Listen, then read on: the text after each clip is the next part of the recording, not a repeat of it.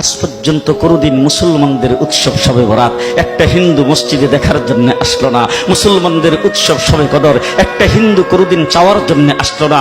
মুসলমানদের উৎসব রমজান মাসের রোজা একটা হিন্দু কোনোদিন তোমার সাথে সমাজ করার জন্য রাখলো না। একটা হিন্দু কোনোদিন তোমার ঈদের নামাজে আসলো না। একটা হিন্দু কোনোদিন তোমার সাথে জুমার নামাজে অংশগ্রহণ করলো না। তোমাকে দেখার জন্য পর্যন্ত আসলো না। তার কারণ হলো হিন্দুরা মনে করে এটা মুসলমানের উৎসব, আর তুমি মুসলমান হইয়া হিন্দুর দুর্গা পূজায় কিভাবে গেলা? তোমার কি হয়ে গেল? তোমার কি লজ্জা শরম তুমি ধুয়ে ফেলে দিয়েছো? তোমার কি কোনো লজ্জা শরমও নাই? লজ্জা শরমও নাই। আবার কি সুন্দর বলতেছ, ধর্ম যার যার উৎসব সবাই। হাই হাই হাই, ও মুসলমান যুবকেরা ভালো করে শোনো, ধর্ম যার যার উৎসব সবার, তাইলে বিয়া যার যার বউ তো সবার। জি, বিয়ে যার যার বউ সবার, পুষ্কুনি যার যার মাছ সবার, গাছ যার যার ফল সবার, ক্ষেত যার যার ফসল সবার, দোকান যার যার মাল সবার।